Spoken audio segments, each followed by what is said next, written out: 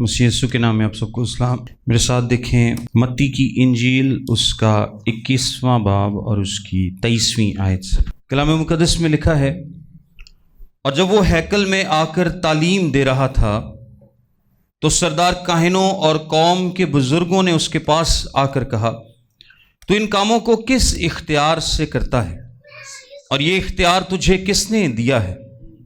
یسوع نے جواب میں ان سے کہا، میں بھی تم سے ایک بات پوچھتا ہوں، اگر وہ مجھے بتاؤ گے تو میں بھی تم کو بتاؤں گا کہ ان کاموں کو کس اختیار سے کرتا ہوں۔ یوحنا کا بپتسمہ کہاں سے تھا؟ آسمان کی طرف سے یا انسان کی طرف سے؟ وہ آپس میں کہنے لگے کہ اگر ہم کہیں آسمان کی طرف سے تو وہ ہم سے کہے گا، پھر تم نے کیوں اس کا یقین نہ کیا؟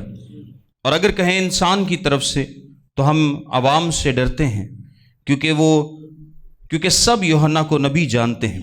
بس انہوں نے جواب میں یسوع سے کہا، ہم نہیں جانتے۔ اس نے بھی ان سے کہا، میں بھی تم کو نہیں بتاتا کہ ان باتوں کو کس اختیار سے کرتا ہوں۔ آمین۔ آج ہم اس سوال کے تعلق سے سیکھیں گے جو یسوع نے فریسیوں سے کیا ہے۔ جب ہم اختیار کی بات کرتے ہیں تو دو الفاظ ہیں جن پر غور کرنا چاہیے۔ جو پہلا لفظ ہے وہ ڈونامس ہے۔ وہ کون سا لفظ ہے؟ ڈونامس ہے۔ اور جو دوسرا لفظ ہے کلام مقدس میں جو استعمال ہوا ہے اختیار کے لیے، وہ ایکسوزیا ہے۔ اور جو ڈونامس ہے اس کا مطلب بیسیکلی ہوتا ہے طاقت، کچھ کرنے کی طاقت، یعنی آپ کے پاس کوئی طاقت ہے، آپ کے پاس کوئی زور ہے، کوئی قدرت ہے، آپ کچھ کر سکتے ہیں۔ اور جو ایکسوزیا لفظ ہوتا ہے اس کا مطلب ہوتا ہے اختیار۔ اس کا کیا مطلب ہے؟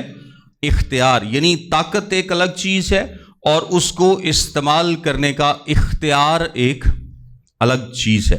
تو یہ دونوں اس کے مطلب ہیں۔ اور یسوع مسیح کے پاس ڈونامس بھی ہے، یعنی پاور بھی ہے، طاقت بھی ہے، اور اس کو استعمال کرنے کا اختیار بھی ہے۔ اس کو استعمال کرنے کا اختیار بھی ہے، یعنی اس کے پاس دونوں ہیں۔ اور جس طرح کہ یوحنا کی انجیل کے 5ویں باب میں لکھا ہے، بیٹا آپ سے کچھ نہیں کر سکتا سوا اس کے جو باپ کو کرتے دیکھتا ہے، کیونکہ جن کاموں کو وہ کرتا ہے انہیں بیٹا بھی اسی طرح کرتا ہے۔ یسوع مسیح کے پاس ہم پہلے بھی یہ ذکر کر چکے ہیں کہ جو اختیار ہے وہ خدا کی طرف سے دیا ہوا تھا۔ اس کا کیا مطلب ہے؟ اس کا مطلب یہ ہے کہ یسوع مسیح نے اپنا تمام اختیار جو تھا، کلام مقدس میں لکھا ہے کہ اس نے اپنے آپ کو کیا کیا؟ خالی کر دیا، اور خادم کی صورت اختیار کی۔ اب خالی کرنے کا کیا مطلب ہے؟ کہ اس نے اپنے پریویلیجز، اپنا اختیار، وہ قدرت، وہ جلال جو وہ رکھتا تھا، اس سے اپنے آپ کو خالی کیا ہے اور اس زمین پر اترایا ہے۔ اب اس کا یہ مطلب ہرگز نہیں ہے کہ اب وہ خدا نہیں رہا، وہ بالکل خدا ہے، لیکن اس نے اپنی مرضی سے اس اختیار کا استعمال محدود کر دیا ہے، ایک محدود مدت کے لیے، جب تک وہ اس دنیا میں موجود ہے۔ لیکن اس دنیا میں موجود ہوتے ہوئے وہ جو بھی اختیار استعمال کرے گا وہ کس کا دیا ہوا ہوگا؟ وہ خدا کا دیا ہوا ہوگا۔ یعنی اپنا اختیار سارا سائیڈ پہ کر دیا، اور اب وہ جو خدا اسے اختیار دے گا وہ اس کو استعمال کرے گا، اس کے علاوہ وہ استعمال نہیں کرے گا۔ حالانکہ وہ خدا تھا، لیکن اس نے اپنی مرضی سے اپنے اختیار کا استعمال محدود کیا تھا۔ آمین۔ یسوع مسیح نے اسی لیے بار بار کہا کہ ابن آدم کو زمین پر گناہ معاف کرنے کا اختیار ہے، یا ابن آدم کو فلاں اختیار ہے، ابن آدم کے پاس فلاں اختیار ہے۔ اس کا مطلب یہ ہے چونکہ اس نے اپنے اختیار سے خود اپنے آپ کو خالی کیا ہے، اور اب وہ باپ کی مرضی پر چل رہا ہے۔ اور یہ اس لیے بھی تھا تاکہ وہ ہمیں ایک کامل نمونہ دے سکے کہ ہم جو اس دنیا میں زندگی گزارتے ہیں ہمیں کس پر بھروسہ کرنا ہے؟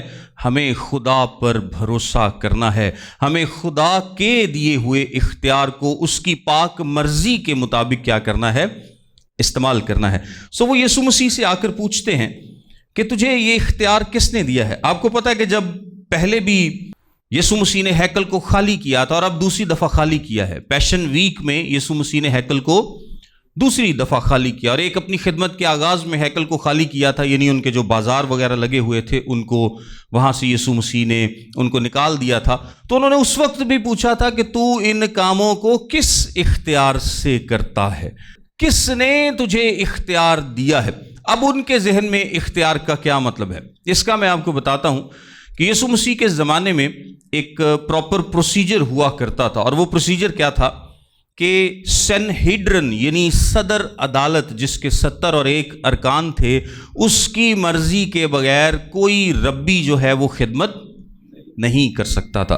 پہلے جو بڑے بڑے ربی ہوا کرتے تھے وہ اپنے شاگردوں کو مقرر کر سکتے تھے۔ ایک زمانہ تھا کہ ربی اپنے شاگردوں کو مقرر کر سکتے تھے کہ وہ جا کر ربی بن جائیں، لیکن بعد میں اس کا غلط استعمال کیا گیا، اور ڈیفینیٹلی آپ کو پتہ ہے کہ جب کسی انسان کے ہاتھ میں اس طرح سے کوئی اختیار دیا جائے گا تو اس کے غلط استعمال کا چانسز زیادہ ہیں۔ تو انہوں نے ربیوں سے وہ اختیار واپس لیا۔ پھر سردار کاہن کے پاس بھی اختیار تھا کہ وہ بھی کسی کو مقرر کر سکتا تھا، پھر آہستہ آہستہ وہ اختیار بھی واپس لیا گیا۔ یسوع مسیح کے زمانے میں یہ اختیار صرف سینہیڈرن کے پاس تھا، صدر عدالت کے پاس تھا کہ وہ کس کو ربی یا ٹیچر مقرر کر سکتے ہیں۔ ایک خاص پروسیس ہوا کرتا تھا، ایک خاص پروسیجر کو فالو کیا جاتا تھا، یعنی اس میں گیت گائے جاتے تھے، اس میں تلاوت کی جاتی تھی، اس میں خطبہ دیا جاتا تھا، ایک پراپر رسموں کو فالو کر کے ایک سند جو تھی وہ ربی کو دی جاتی تھی، اس کے ڈاکومنٹس دیے جاتے تھے کہ اب تم کیا ہو، آتھرائزڈ ہو، اب کیا ہو، تم آتھرائزڈ ہو، اب تم ایز اے ربی خدمت کر سکتے ہو۔ اور اس کی خدمت میں 3 قسم کی خدمتیں ہوتی تھیں، جس میں وہ کسی کام کو باندھ سکتا تھا، یعنی جس طرح کلام مقدس میں لکھا ہے، یعنی وہ کچھ کاموں سے لوگوں کو روک سکتا تھا، وہ تعلیم دے سکتا تھا، اور کچھ کاموں کی اجازت دے سکتا تھا۔ یہ بالکل اسی طرح سے ہے جس طرح سے مسلمز میں مفتی نہیں ہوتے کہ وہ پراپر کسی آتھرائزیشن کے ساتھ آتے ہیں اور پھر وہ ایک فتویٰ دے سکتے ہیں۔ اسی طرح سے جو ربی ہیں یہ بھی کیا کر سکتے تھے، یہ کسی کام کو الاؤ کر سکتے تھے یا کسی کام سے لوگوں کو روک سکتے تھے۔ شریعت کے مطابق لوگ سمجھتے تھے کہ کیونکہ ان کو شریعت کا زیادہ پتہ ہے، لہٰذا ربی ہمیں صحیح گائیڈ کر سکتا ہے کہ یہ کام کرنا ٹھیک ہے یا نہیں، اور ربی اگر کنفیوز ہوتا تو وہ کسی اور سے بھی مدد لے سکتا تھا۔ اب یہ اس کا سردرد ہے کہ وہ کیا کرتا تھا۔ اور میں نے آپ کو ایک سٹوری بھی بتائی تھی، USA میں ایک گھر کو آگ لگ گئی اور ایک شخص نے فون کیا، اس نے ربی سے پوچھا کہ میں فائر بریگیڈ کو فون کر کے بتاؤں یا نہ بتاؤں، کیونکہ آج سبت کا دن ہے، تو کیا یہ کام کہلائے گا؟ تو ربی نے کہا کہ میں تمہیں بتاتا ہوں ذرا اپنے حساب کتاب کر کے۔ تو تقریباً آدھا گھنٹہ اس نے لیا یہ کھوج لگانے میں کہ کیا یہ کام تو نہیں کنسیڈر ہوگا، تو اس آدھے گھنٹے میں 3 گھروں کو مزید آگ لگ چکی تھی، اور اس کے بعد اس نے کہا ہاں تم فون کر سکتے ہو، یہ کام نہیں ہوگا۔ سو ربی یہ کام کرتے تھے، وہ اجازت بھی دیتے تھے، وہ لوگوں کو کاموں سے روکتے بھی تھے، وہ ان کو تعلیم بھی دیتے تھے، وہ ان کو سکھاتے بھی تھے۔ اور وہ یسوع سے آ کے پوچھتے ہیں کہ تیرے پاس اسناد کہاں پر ہیں، تیرے سرٹیفکیٹس کہاں پر ہیں، کس کے اختیار سے تو یہ کام کر رہا ہے، کس نے تجھے اختیار دیا ہے کہ تو جا کر ہیکل کو خالی کرا لے، تو یروشلیم میں شاہانہ طور پر داخل ہو، اور پھر جو لڑکے ہوشانہ ہوشانہ پکارتے ہیں، ہم کہہ بھی رہے تھے کہ ان کو چپ کراؤ، لیکن وہ بھی تو نے چپ نہیں کرایا، بلکہ اس تعریف کو کیا کیا ہے، ان نعروں کو قبول کیا ہے۔ سو یہ سارا اختیار تجھے کس نے دیا ہے، کس کے اختیار سے تو کام کرتا ہے؟ اس کے جواب میں یسوع مسیح کہتے ہیں چلو ٹھیک ہے میں تمہیں اس کا جواب دوں گا، لیکن اس سے پہلے میرا بھی تم سے کیا ہے، ایک سوال ہے۔ اگر تم میرے سوال کا جواب دو گے تو پھر میں بھی تمہیں اس بات کا جواب دوں گا۔ 24ویں آیت میں لکھا ہے، یسوع نے جواب میں ان سے کہا میں بھی تم سے ایک بات پوچھتا ہوں، اگر وہ مجھے بتاؤ گے تو میں بھی تم کو بتاؤں گا کہ ان کاموں کو کس اختیار سے کرتا ہوں۔ اور آپ کو پتہ ہے کہ یسوع مسیح کا جو بولنا تھا، یسوع مسیح کی جو گفتگو تھی، وہ ویسے ہی ربیوں سے فرق تھی، کیونکہ ربی جو تھے وہ ہمیشہ دوسرے ربی کا حوالہ دیا کرتے تھے۔ ربی کسی اور اتھارٹی کا حوالہ دیتے تھے، کسی اور بات کا حوالہ دے کر اپنی بات کو بتایا کرتے تھے، لیکن یسوع مسیح نے کبھی بھی کسی اور کا حوالہ نہیں دیا کہ جی فلاں ربی نے یہ کہا ہے، بلکہ یسوع مسیح اختیار کے ساتھ بات کرتے تھے۔ اور یہ لوگ پریشان ہوتے تھے کہ یہ تو کسی کا حوالہ نہیں دیتا، ایک تو اس کے پاس کوئی ڈاکومنٹ نہیں ہے، کوئی سند نہیں ہے، کسی منسٹری نے ان پاسٹر بھی نہیں بنایا، ربی بھی نہیں بنایا۔ دوسرا یہ ہے کہ یہ اپنی مرضی سے اختیار کے ساتھ ایسے بات کرتا ہے جیسے خود سارے کا سارا اختیار اس کے پاس ہے۔ سو یسوع مسیح کا طریقہ بھی ڈیفرنٹ تھا۔ آگے لکھا ہے यूहन्ना का बपतिस्मा कहाँ से था, आसमान की तरफ से या इंसान की तरफ से? अब ये यूहन्ना के ताल्लुक से एक बड़ा इंटरेस्टिंग सवाल यीशु मसीह ने पूछा है। और आपको पता है कि यूहन्ना ने भी किसी से कोई डॉक्यूमेंट नहीं लिया था। यूहन्ना ने भी खिदमत करने से पहले, और चूंकि रब्बी और ये जो सारा सिस्टम है इबादत खानों का, रब्बियों का, ये तो आया ही बाबल की असीरी के बाद है। उससे पहले तो ये सिस्टम नहीं हुआ करता था। ये फरीसियों का, रब्बियों का, जो इन्होंने अभी सारा सिस्टम बना रखा है, ये उससे पहले नहीं था। ये इंटरटेस्टामेंटल पीरियड में, यानी पुराने और नए अहद के दरमियान का जो वक्त है, तकरीबन 400 कुछ सालों का, ये उसमें सारा डेवलप हुआ। और उससे पहले ये चूंकि सिस्टम नहीं था, जितने भी नबी आए हैं वो उससे पहले आए थे। सो इस पूरे अरसे में कभी किसी ने नबी को नहीं देखा था, कभी कोई नबी नहीं आया था। खुदा ने कभी कलाम ही नहीं किया किसी के वसीले से। खुदा मुकम्मल तौर पर खामोश था। सो यूहन्ना जो है, ये तो उनके लिए एक बिल्कुल न्यू केस है, क्योंकि कोई नबी इससे पहले आया ही नहीं है। तो जब यूहन्ना आखिरी नबी के तौर पर आता है तो वो यूहन्ना से भी पूछते हैं, वो यूहन्ना से भी सवाल करते हैं कि क्या तू मसीह है? तू है कौन? तू क्यों ये कर रहा है? तू अपने बारे में बता, तू कौन है, क्या कर रहा है, क्यों आया है, क्या करना चाहता है? क्योंकि यूहन्ना ने भी सनहिड्रन से, रबियों से, उस्तादों से कोई परमिशन नहीं ली थी। उसके पास भी किसका दिया हुआ इख्तियार था? खुदा का दिया हुआ इख्तियार था। सो यूहन्ना उनसे वाज़े तौर पर कहता है कि मैं मसीह नहीं हूं। यूहन्ना क्या कहता है? कि मैं मसीह नहीं हूं, मैं तो उसकी जूती का तस्मा खोलने के भी लायक नहीं हूं। जरूर है कि वो बढ़े और मैं घटूं। यूहन्ना वाज़े तौर पर बताता है कि मैं मसीह नहीं हूं। और जो यहां पर लिखा है यूहन्ना का बपतिस्मा, इससे मुराद यूहन्ना की सारी खिदमत है। यानी जो काम यूहन्ना कर रहा है, बपतिस्मा उसकी क्या है? रिप्रेजेंटेशन है। बपतिस्मा उसकी तमाम खिदमत को जाहिर करता है, जो भी यूहन्ना कर रहा था। यीशु ने उनसे पूछा है कि उसका बपतिस्मा, यानी उनकी यूहन्ना की सारी खिदमत जो है वो किसकी तरफ से थी?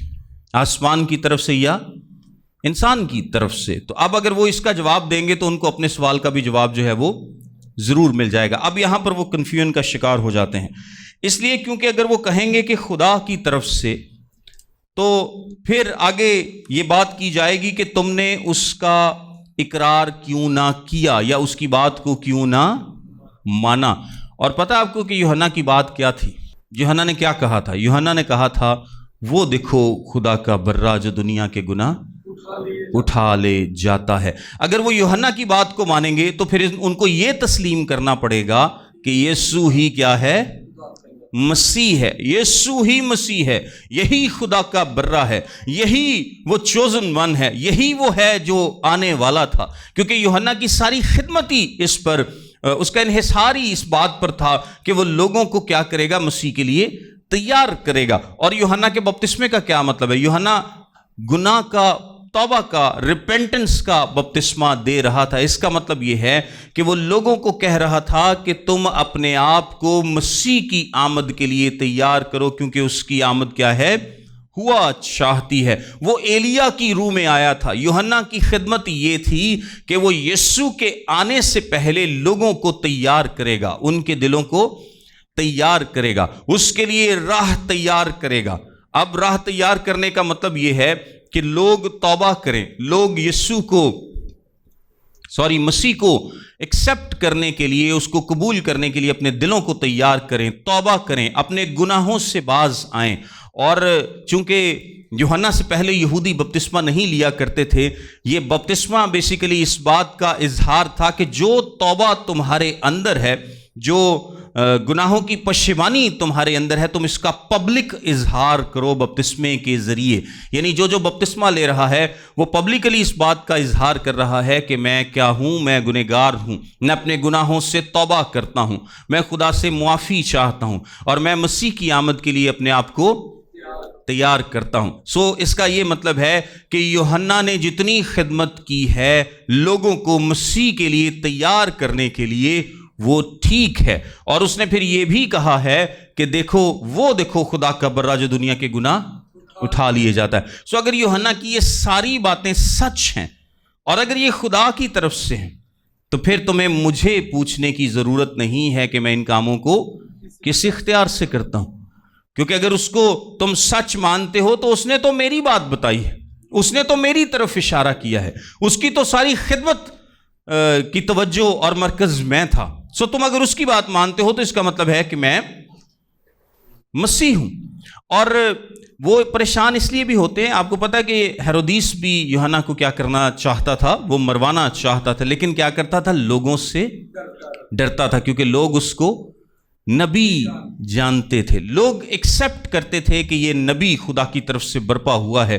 سو وہ نہیں چاہتا کہ وہ لوگوں کے اگینسٹ جائے، ان کی وشز کے اگینسٹ جائے۔ آپ کو پتا ہے کہ یہ لوگ بڑے سیاسی تھے، پولیٹیکل لوگ تھے، اور یہ چاہتے تھے کہ چلو عوام کے ساتھ بھی ہمارا جو تعلق ہے وہ ٹھیک رہے، ہم عوام کے بھی خلاف نہ ہوں اور اپنی مرضی بھی لازمی پوری کریں۔ سو وہ نہیں چاہتے کہ ہم عوام کے اگینسٹ جائیں، اور وہ یوحنا کو نبی بھی قبول نہیں کرنا چاہتے، کیونکہ وہ خود اپنی راست بازی میں اس قدر مگن ہیں، وہ خود کو اتنا راست باز سمجھتے ہیں کہ وہ سمجھتے ہیں کہ ہم سے زیادہ کوئی راست باز ہو ہی نہیں سکتا، ہمیں توبہ کی کوئی ضرورت نہیں ہے۔ آگے لکھا ہے، واپس میں کہنے لگے کہ اگر ہم کہیں آسمان کی طرف سے تو وہ ہم سے کہے گا پھر تم نے کیوں اس کا یقین نہ کیا۔ سمپل بات ہے نا، کہ اگر یوحنا کی ساری خدمت جو ہے وہ آسمان کی طرف سے تھی، خدا کی طرف سے تھی، تو پھر تم نے کیوں یقین نہ کیا۔ اور اگر کہیں انسان کی طرف سے تو ہم عوام سے ڈرتے ہیں، کیونکہ سب یوحنا کو نبی جانتے ہیں۔ پس انہوں نے جواب میں یسوع سے کہا، ہم نہیں جانتے، ہم نہیں جانتے۔ یعنی تمام ثبوت ان کے پاس ہے، تمام باتیں ان کے پاس ہیں، وہ سب کچھ جانتے ہیں، لیکن وہ سب کو کیا کر رہے ہیں، نظر انداز کر رہے ہیں، اپنے آپ کو اس پوائنٹ پر لانا نہیں چاہتے کہ وہ یسوع مسیح کو ایکسیپٹ کر سکیں، قبول کر سکیں، کیونکہ جو خود راست بازی ہوتی ہے، جب آپ اپنے آپ کو بیمار ہی نہیں سمجھتے تو آپ کی بیماری کا علاج نہیں ہو سکتا۔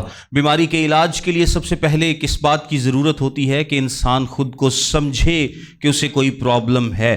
خود راست باز جو لوگ ہوتے ہیں، جو سیلف رائٹیس لوگ ہوتے ہیں، جو اپنے آپ کو ٹھیک سمجھتے ہیں، ان کی بیماری کا علاج اس لیے نہیں ہو سکتا کیونکہ وہ خود کو بیمار ہی نہیں سمجھتے۔ اور یسوع مسیح نے کیا کہا تھا کہ میں تندرستوں کو نہیں بلکہ بیماروں کو چنگا کرنے آیا ہوں۔ اب اس کا یہ مطلب نہیں ہے کہ جو فریسی ہیں یہ تندرست ہیں، اس کا یہ مطلب ہے کہ وہ اپنے آپ کو تندرست سمجھتے ہیں، کیونکہ بیمار تو سب ہیں، گناہ کو لے کر بیمار اس دنیا میں سب ہیں، اور مسیح سب کے لیے آیا ہے۔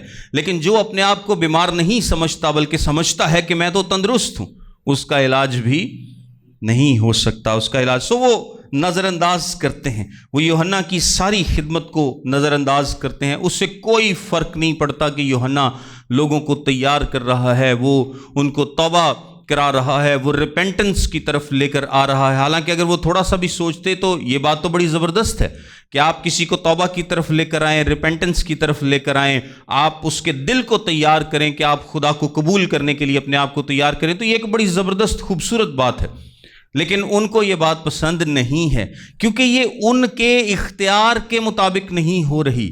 اگر یوحنا جا کر پہلے پریزنٹ کرتا کہ میں نبی ہو کے آیا ہوں تو مجھے آپ لوگوں کی اجازت چاہیے، اور اگر آپ اجازت دیں گے تو میں تہاڈی مرضی دے مطابق اور یردن تے گوتے بھی دینے نے، تو پھر سردار کہنا نے بڑے خوش ہونا سے کی خیال ہے، انہوں کہنے ہاں کوئی مسئلہ نہیں، یہ دیکھو، یہ پھر نال انہوں نے کریڈٹ بھی لینا سے۔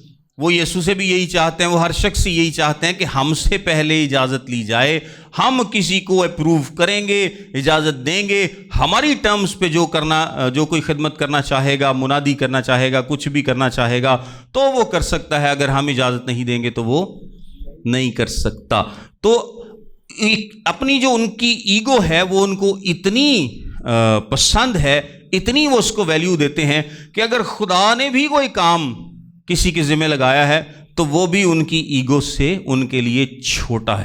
وہ کہتے ہیں کہ ہماری ایگو سب سے اوپر ہے، ہمارا اختیار سب سے اوپر ہے، ہم سے نہیں پوچھا گیا تو کوئی خدا کی طرف سے بھی آئے گا تو ہم اسے ایکسیپٹ نہیں کریں گے۔ نہ انہوں نے یوحنا کو ایکسیپٹ کیا، نہ انہوں نے یسوع مسیح کو ایکسیپٹ کیا۔ آگے لکھا ہے، اس پر اس نے ان سے کہا، میں بھی تم کو نہیں بتاتا کہ ان باتوں کو किस इख्तियार से करता हूँ। यीशु मसीह उनको नहीं बताते। फिर इसके बाद 3 तमसील हैं जो कि बड़े ज़बरदस्त तरीके से इसको बयान करती हैं। अच्छा, मेरे साथ 21वें बाब में 31वीं आयत देखें। उसमें लिखा है, यीशु ने उनसे कहा, मैं तुमसे सच कहता हूं कि महसूल लेने वाले और कसबियां तुमसे पहले खुदा की बादशाही में दाखिल होती हैं। महसूल लेने वाले और कसबियां।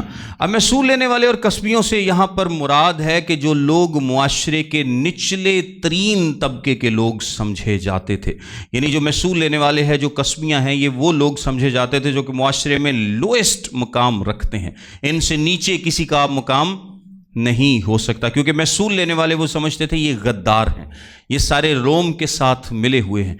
और जो कसबियां हैं ये मॉरली या इखलाकी तौर पर इंतहाई लो पॉइंट पर हैं, ये इंतहाई निचले दर्जे के लोग हैं, इनकी कोई वैल्यू नहीं है, इनकी कोई औकात नहीं है।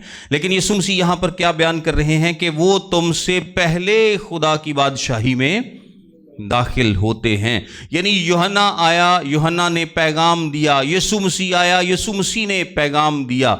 और यीशु मसीह की बातों को, यूहन्ना की बातों को किसने एक्सेप्ट किया है? महसूल लेने वालों और कसबियों और मुआशरे के रद्द किए हुए लोगों ने एक्सेप्ट किया है, जो अपने आप को समझते हैं कि वो क्या है? गुनहगार हैं। लेकिन फरीसियों ने, सरदार काहिनों, लीडरान ने उसको एक्सेप्ट नहीं किया, क्योंकि वो अपने आप को समझते हैं कि वो क्या है? बिल्कुल ठीक है। आगे यीशु मसीह जवाब देते हैं, क्योंकि ये यूहन्ना रास्तबाजी के तरीक पर तुम्हारे पास आया और तुमने उसका यकीन न किया, मगर महसूल लेने वालों और कसबियों ने उसका यकीन किया, और तुम ये देखकर पीछे भी ना पछताए कि उसका यकीन कर लेते। देखिए, यहां पर 2 बातें हैं, 2 बड़ी अहम बातें यीशु मसीह ने की हैं। सबसे पहले तो यीशु मसीह ने बताया है कि यूहन्ना किस तरीक पर आया है? रास्तबाजी के तरीक पर आया है। इसका मतलब क्या है? इसका मतलब ये है, गौर से सुनिएगा, इसका मतलब ये है कि यीशु मसीह अब अपने सवाल का जवाब दे रहे हैं। यीशु मसीह अपने सवाल का जवाब दे रहे। यीशु मसीह ने सवाल क्या किया था? यीशु मसीह ने, यीशु मसीह का सवाल था कि यूहन्ना का बपतिस्मा कहाँ था, आसमान से या इंसान की तरफ से? तो अब यीशु मसीह ने क्या जवाब दिया है कि यूहन्ना रास्तबाजी के तरीक पर तुम्हारे पास आया। यानी यूहन्ना की खिदमत किसकी तरफ से थी? वो यीशु, वो खुदा की तरफ से थी। और ना सिर्फ उसकी खिदमत खुदा की तरफ से थी, बल्कि उसकी जिंदगी भी एक रास्त जिंदगी थी, एक मुबारक जिंदगी थी। रास्तबाजी के तरीक का क्या मतलब है? कि वो एक रास्तबाज शख्स था, और एक रास्तबाज शख्स जो भी कर रहा था वो किसकी मर्जी से कर रहा था? वो खुदा की मर्जी से कर रहा था, क्योंकि अगर वो खुदा की मर्जी से ना करता तो वो रास्तबाज ना होता। सो उसकी खिदमत आसमान से है, उसकी जिंदगी पाक है, उसकी जिंदगी बेहतरीन है। उसके पास ना सिर्फ अल्फाज अच्छे थे, बल्कि उसका दिल भी क्या था? अच्छा था। और फिर आगे लिखा है कि तुम ये देखकर पीछे भी ना पछताए कि उसका यकीन कर लेते। यहां पर यीशु मसीह ने 2 फर्द जुर्म आयद की हैं फरीसियों पर। पहली फर्द जुर्म क्या है? कि यूहन्ना कलाम करता रहा, यूहन्ना कलाम करता रहा, लोगों को तौबा की तरफ माइल करता रहा, बोलता रहा, सिखाता रहा, लेकिन तुमने उसका यकीन ना किया। तुमने उसका यकीन ना किया। ये जो लिखा है ना, क्योंकि यूहन्ना रास्तबाजी के तरीक पर तुम्हारे पास आया और तुमने उसका यकीन ना किया, ये पहली फर्द जुर्म है। यानी जब आपको कलाम सुनाया जाता है, जब आपको खुदा के कलाम की बातें सिखाई जाती हैं, सुनाई जाती हैं, आपको तौबा की दावत दी जाती है और आप उसका यकीन नहीं करते, तो ये आप पर पहली फर्द जुर्म क्या होती है? आयद हो जाती है। आप मुजरिम ठहरते हैं, क्योंकि आप अपने बागियाना रवैये में कायम हैं। आप खुदा की बातों को एक्सेप्ट नहीं कर रहे, आप उसके कलाम को एक्सेप्ट नहीं कर रहे, आप उसकी दावत को कबूल नहीं कर रहे। और जो कबूल नहीं करता वो बेसिकली क्या करता है? रद्द करता है। हम में से बहुत से मसीही हैं जो चर्चेज में जाते हैं, बहुत सारे लोग हैं जो इबादत में जाते हैं, वो कलाम को सुनते रहते हैं, लेकिन तौबा नहीं करते। तो वो अपने आप को इस बात से बरी जुमा करार नहीं दे सकते कि नहीं जी, हमने खुदा को रद्द नहीं किया, क्योंकि जब तक आप तौबा नहीं करते, जब तक आप उसको एक्सेप्ट नहीं करते, आप बेसिकली क्या कर रहे होते हैं? आप रद्द कर रहे होते हैं, आप खुदा के कलाम को रिजेक्ट कर रहे हैं। क्योंकि आपके पास 2 ही रिस्पॉन्सेज हैं, ایک ایکسیپٹ اور دوسرا ریجیکٹ، تیسرا رسپانس نہیں ہے. یہ جو مے بی لیٹر ایک تیسرا رسپانس ہے نا، اس کا مطلب ریجیکٹ ہی ہوتا ہے، یعنی فی الوقت کے لیے ریجیکٹ، فی الوقت کے لیے کیا ہے؟ ریجیکٹ ہے. توبہ کی دعوت دی گئی ہے، توبہ کی منادی کی گئی ہے. پاسٹر صاحب نے، پریچر نے، مبشر نے، جس بھی شخص نے آپ کو خدا کا کلام سنایا ہے اور آپ کو دعوت دی ہے کہ آپ کو توبہ کرنے کی ضرورت ہے، آپ کیا کرتے ہیں؟ ریجیکٹ کا بٹن دباتے ہیں، کیونکہ ابھی آپ توبہ نہیں کرنا چاہتے. تو فریسیوں نے کیا کیا؟ یوحنا آیا، اس نے کلام سنایا، اس نے سکھایا، اس نے سب کچھ کیا. فریسیوں نے کیا کیا ہے؟ ریجیکٹ کا بٹن دبایا ہے کہ ہم اس کو قبول نہیں کرتے. اور ایکسیپٹ کا بٹن کس نے دبایا ہے؟ وہ کسبیوں نے، محصول لینے والوں نے، معاشرے کے چھوٹے طبقے نے، رد کیے ہوئے لوگوں نے اس کی باتوں کو ایکسیپٹ کیا. اچھا، دوسری فرد جرم کیا ہے؟ لکھا ہے، پہلی تو یہ ہوگی کہ یوحنا راست بازی کے طریق پر تمہارے پاس آیا اور تم نے اس کا یقین نہ کیا، مگر محصول لینے والوں اور کسبیوں نے اس کا یقین کیا، اور تم یہ دیکھ کر پیچھے بھی نہ پچھتائے کہ اس کا یقین کر لیتے. یہ دوسری فرد جرم ہے. اس کا کیا مطلب ہے؟ جب تم نے دیکھا کہ یہ کسبیاں، یہ محصول لینے والے، یہ معاشرے کے چھوٹے لوگ جو ایکسیپٹ کر رہے ہیں، ان کی زندگیاں تبدیل ہو گئی ہیں، ان کی زندگیاں تبدیل ہو گئی ہیں، تم ان کی تبدیل شدہ زندگی کو دیکھ کر بھی خدا کے پاس نہیں آئے. یہ دوسری فرد جرم ہے. ایک تو ہے کہ آپ کو ڈائریکٹلی کہا جائے کہ آپ توبہ کریں، دوسرا یہ ہے کہ آپ جن لوگوں نے توبہ کی ہے، جن کی زندگیاں تبدیل ہو گئی ہیں، جن کی زندگیوں میں خدا نے کام کیا ہے، آپ ان کی زندگیوں سے متاثر ہو کر بھی خدا کے پاس نہیں آتے. یہ دوسری فرد جرم ہے، اور یہ آج بھی اسی طرح سے ویلڈ ہے. آپ کو کلام سنایا جاتا ہے، سکھایا جاتا ہے، آپ کو دعوت دی جاتی ہے، اگر آپ توبہ نہیں کرتے تو آپ پر پہلی فرد جرم لگ جاتی. اور جب آپ لوگوں کو دیکھتے ہیں کہ کس طرح سے کسی شرابی نے، کسی زانی نے، کسی بڑے گنہگار نے، کسی قاتل نے، اور یہ ایسا نہیں ہے کہ ہمارے آس پاس مثالیں موجود نہیں ہیں، ہمارے پاس سینکڑوں ہزاروں مثالیں ہمارے آس پاس موجود ہوتی ہیں جہاں ہم دیکھتے ہیں کہ یار یہ کتنا برا شخص تھا، لیکن خدا نے اس کی زندگی میں کتنا زبردست کام کیا ہے. اب اس کی زندگی تبدیل ہو چکی ہے، اب یہ شخص تبدیل ہو چکا ہے، یہ لڑکی تبدیل ہو چکی ہے، یہ لڑکا تبدیل ہو چکا ہے. آپ ان کی زندگیوں کو، ان کی تبدیل شدہ زندگیوں کو دیکھ کر بھی خدا کے پاس نہیں آتے، تو یہ دوہری فرد جرم آپ پر عائد ہو جاتی ہے. اور یسوع مسیح نے ان سے بھی یہ کہا کہ نہ تو تم نے یوحنا کی باتوں کو سنا، اور نہ یوحنا کی منادی کے وسیلے سے جو زندگیاں تبدیل ہوئیں، نہ اور یسوع مسیح کی منادی کے وسیلے سے بھی جو زندگیاں تبدیل ہوئیں، تم نے ان زندگیوں کو دیکھتے ہوئے بھی توبہ کرنے کا ارادہ نہیں کیا. سو یہ دوہری فرد جرم ہے. بڑے دیکھیں خوبصورت الفاظ ہیں، تم یہ دیکھ کر پیچھے بھی نہ پچھتائے کہ اس کا یقین کر لیتے. یعنی پچھتانے کی ضرورت تھی کہ یوحنا نے صحیح کلام کیا تھا، پاسٹر صاحب صحیح کہیں سی توبہ کر لو، ادوں تو چلو میں نہیں کیتی، لیکن میرے بڑے آسے پاسے لوگ نے جڑے بڑے اچھی زندگی گزار رہے ہیں، جو بڑے گنہگار سن، بہت ان کی زندگیاں خراب تھیں، تو اگر ان کی زندگیاں تبدیل ہو سکتی ہیں تو میری بھی زندگی تبدیل ہو سکتی ہے. اگر خدا ان کی زندگیوں میں کام کر سکتا ہے تو میری بھی زندگی میں کام کر سکتا ہے. تو مجھے پچھتانے کی ضرورت ہے. اگر میں نے توبہ نہیں کی تو پچھتانے کی ضرورت ہے. اب میرے ساتھ ذرا 23ویں باب میں آئے. میں ایک اور بات اس سے ریلیٹڈ آپ کو بتاتا ہوں. 23ویں باب کی 34ویں آیت میں دیکھیں، لکھا ہے، اس لیے دیکھو میں نبیوں اور داناؤں اور فقیہوں کو تمہارے پاس بھیجتا ہوں، ان میں سے تم بعض کو قتل اور مصلوب کرو گے، اور بعض کو اپنے عبادت خانوں میں کوڑے مارو گے، اور شہر بشہر ستاتے پھرو گے، تاکہ سب راست بازوں کا خون جو زمین پر بہایا گیا تم پر آئے، راست باز حابل کے خون سے لے کر برکیہ کے بیٹے زکریا کے خون تک، جسے تم نے مقدس اور قربانگاہ کے درمیان قتل کیا. میں تم سے سچ کہتا ہوں کہ یہ سب کچھ اس زمانے کے لوگوں پر آئے گا. دیکھیں فریسیوں نے کیا کیا ہے، اسرائیل نے کیا کیا ہے، انہوں نے یسوع کو ریجیکٹ کیا ہے، انہوں نے یوحنا کو ریجیکٹ کیا ہے. ایک ہی بات ہے، کیونکہ یوحنا یسوع مسیح کی ہی تیاری کے لیے آیا تھا، انہوں نے ریجیکٹ کر دیا، اور یسوع مسیح نے ان پر دوہری فرد جرم بھی عائد کی کہ نہ تو تم نے اس کی باتوں کو قبول کیا، اور نہ لوگوں کی تبدیل شدہ زندگی کو دیکھ کر تم خدا کے پاس آئے. اب یہ تیسری بات دیکھیں، تو کیا خدا کا کلام بند ہو گیا ان پر؟ نہیں، یسوع مسیح کیا کہتے ہیں کہ اب بھی میں کیا کروں گا، میں نبیوں کو تمہارے پاس بھیجوں گا، میں رسولوں کو بھیجوں گا، میں خادموں کو بھیجوں گا، لیکن تم پھر کیا کرو گے؟ ان کو قتل کرو گے، ان کو ستاؤ گے، ان کو مارو گے۔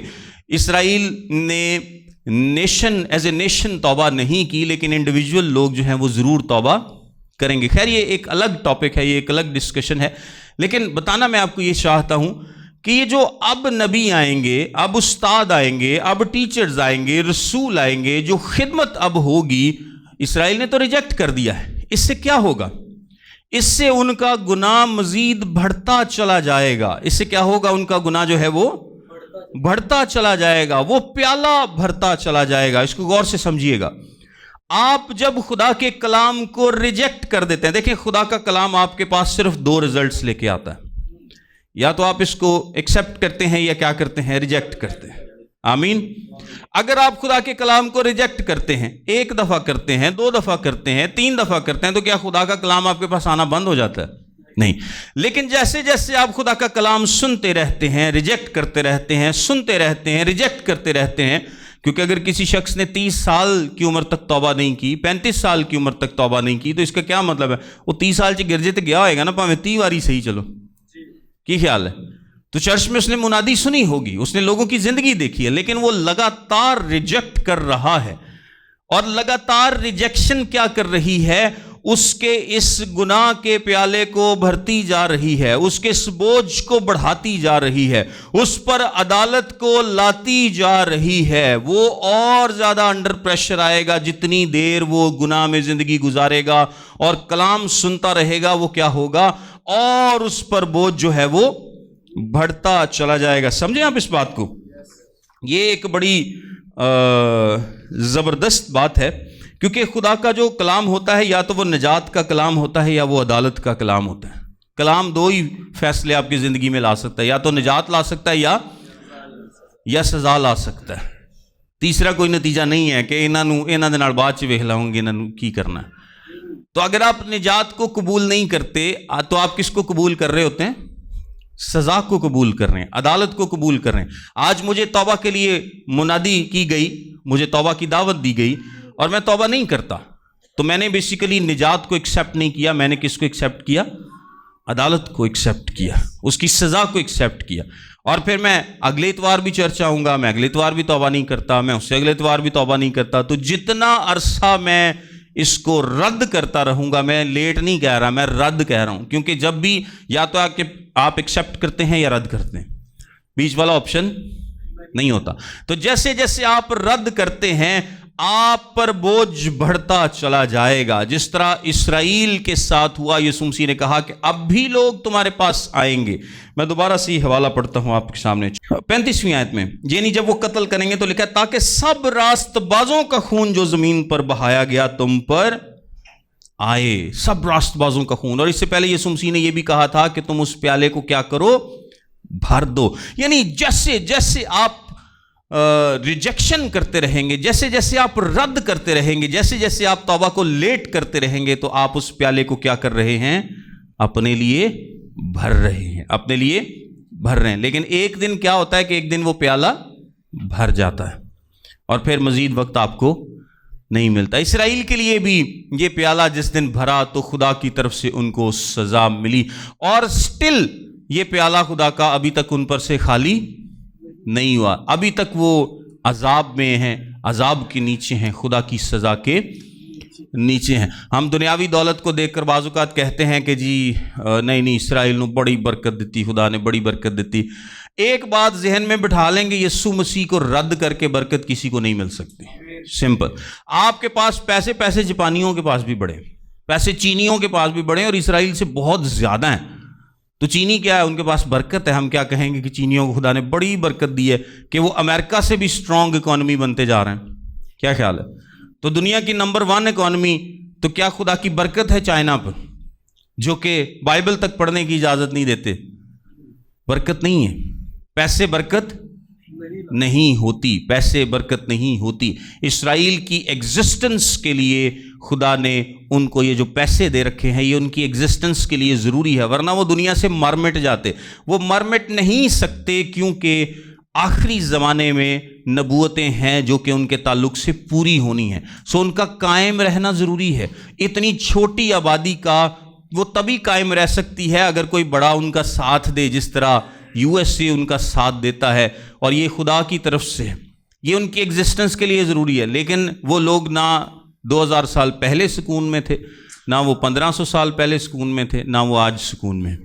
آپ کسی بھی اسرائیلی سے پوچھیں جو اسرائیل میں رہتا ہے تو وہ آپ کو بتائے گا کہ وہ خوف میں زندگی گزارتے ہیں، ہر وقت میزائلوں کا، حملوں کا، راکٹ لانچرز کا خوف جو ہے وہ، اور پوری دنیا میں نفرت انگیز ہیں وہ سب کے سامنے۔ سو خیر اس پر ہم آلریڈی ایک ڈیٹیلڈ ویڈیو اپلوڈ کر چکے ہیں، لیکن یہ کوئی برکت نہیں ہے۔ یسوع مسیح کو رد کر کے آپ برکت نہیں پا سکتے، کبھی بھی نہیں پا سکتے۔ ہاں ایک وقت آئے گا جب خدا ان کو نجات دے گا، اور وہ وقت کب ہے؟ جس طرح زکریا کی کتاب میں لکھا ہے۔ پہلی تو بات ہے کہ یسوع مسیح نے 39ویں آیت میں کہا، کیونکہ میں تم سے کہتا ہوں کہ اب سے مجھے پھر ہرگز نہ دیکھو گے جب تک نہ کہو گے کہ مبارک ہے وہ جو خدا ان کے نام سے آتا ہے، مبارک ہے وہ جو خدا ان کے نام سے آتا ہے۔ یعنی اسرائیلی ایکسیپٹ کریں گے۔ پھر زکریا کی کتاب بیان کرتی ہے 12ویں باب کی 10ویں آیت میں لکھا ہے، وہ اس پر جس کو انہوں نے چھیدا ہے نظر کریں گے اور اس کے لیے ماتم کریں گے جیسا کوئی اپنے اکلوتے کے لیے کرتا ہے، اور اس کے لیے تلخ کام ہوں گے جیسے کوئی اپنے پہلوٹے کے لیے ہوتا ہے۔ یعنی وہ روئیں گے، وہ پیٹیں گے، وہ پچھتائیں گے، وہ اس بات پر آزردہ ہوں گے کہ ہم نے یسوع کے ساتھ کیا کیا، تب ان کو نجات ملے گی۔ تب تک وہ ایسی ہی حالت میں رہیں گے، اور آپ دیکھیں گے کہ آہستہ آہستہ ان کے لیے حالات جو ہیں وہ برے ہوں گے، اچھے نہیں ہوں گے۔ سو خیر یہ ایماندار کے تعلق سے جو ہم نے اس میں بات سیکھی ہے کہ انسانوں کو دعوت دی جاتی ہے کلام کے ذریعے، جس طرح یوحنا نے دعوت دی، اور اگر وہ اس کو ایکسیپٹ نہیں کرتا تو اس پر فرد جرم عائد ہوتی ہے، یعنی خدا کی طرف سے اب اس کی عدالت ہوگی اگر وہ لگاتار ایکسیپٹ نہیں کرے گا۔ اور کلام سننے کے بعد جب وہ لوگوں کی تبدیل شدہ زندگی کو دیکھ کر بھی خدا ان پر یقین نہیں کرتا اور نہیں پچھتاتا، تو یہ فرد جرم کیا ہو جاتی ہے؟ یہ ڈبل ہو جاتی ہے، یہ دوہری ہو جاتی ہے۔ آپ کا گناہ ڈبل اس طرح سے ہو جاتا ہے کہ آپ صرف باتیں نہیں ہیں کہ آپ کو کلام سنایا گیا کہ کلام آپ کی زندگی کو تبدیل کر دے گا، اب آپ نے لوگوں کی تبدیل شدہ زندگی کو دیکھا بھی ہے، پھر بھی آپ نہیں پچھتائے کہ خدا میری بھی زندگی کو تبدیل کر سکتا ہے۔ آپ دونوں کام کرنے کے بعد بھی نہیں پچھتاتے، پھر بھی خدا کا کلام آپ تک پہنچتا رہتا ہے، اس کے نبی، اس کے استاد، اس کے مبشر، اس کے پاسٹرز، وہ آپ کو کلام سناتے رہتے ہیں، آپ پھر بھی رد کرتے رہتے ہیں، تو آپ اس پیالے کو کیا کر رہے ہیں؟ بھر رہے ہیں۔ آپ اپنے لیے سزا کو ڈبل ٹرپل اور پتہ نہیں کس لیول تک لے جا رہے ہیں، اور ایک دن آئے گا کہ اس کے بعد پھر آپ کو موقع نہیں ملے گا، اس کے بعد آپ کو موقع نہیں ملے گا۔ سو جب تک موقع ہے ہمیں قبول کر لینا چاہیے۔ انہوں نے قبول نہیں کیا، رومیوں نے آ کر ایسا تہس نہس کیا کہ پوری ہیکل کو تباہ کر دیا، یروشلیم میں صرف 10 لاکھ لوگوں کو مار دیا، نہ صرف جسمانی ہلاکت بلکہ روحانی ہلاکت بھی، خدا سے دوری بھی۔ اور ایماندار کے لیے اگر توبہ کوئی شخص نہیں کرتا تو جسمانی اور روحانی خدا دونوں طریقے سے انسان کو سزا دے سکتا ہے۔ کلام مقدس میں کیا لکھا ہے کہ اس سے ڈرو جو جسم اور روح دونوں کو ہلاک کر سکتا ہے، ان سے نہ ڈرو جو صرف جسم کو ہلاک کر سکتے ہیں۔ سو میرے لیے، آپ کے لیے، ہم سب کے لیے یہ وارننگ ہے کہ اگر ہم نے ابھی تک توبہ نہیں کی تو ہمیں جلد توبہ کرنے کی ضرورت ہے، کیونکہ موقع ہمیشہ ہمارے پاس نہیں رہے گا۔ اور اگر ہم نے توبہ کی ہے اور ہماری زندگی میں غلطیاں ہیں تو پھر بھی ہمارے پاس موقع ہے کہ ہم اپنے آپ کو خدا کے حضور میں رکھیں اور اقرار کریں کہ میرے اندر ویکنسز ہیں، میں کمزور ہوں، میں سست ہوں، میں لاپرواہ ہوں، میں مقابلے بازی کرتا ہوں، میں چغلی کرتا ہوں، میں جھوٹ بولتا ہوں، میرے اندر فلاں گناہ پایا جاتا ہے جو کہ خدا کو، اس کی خوشی کو مجھ سے دور رکھتا ہے۔ سو مجھے اپنے گناہوں کو دور کرنے کی ضرورت ہے تاکہ میں خدا کو مکمل طور پر اس کی حضوری کو انجوائے کر سکوں، اس کی شادمانی کو انجوائے کر سکوں، اور ہمیشہ اس کے نام کو عزت اور جلال ملے۔ Thank you, God bless you.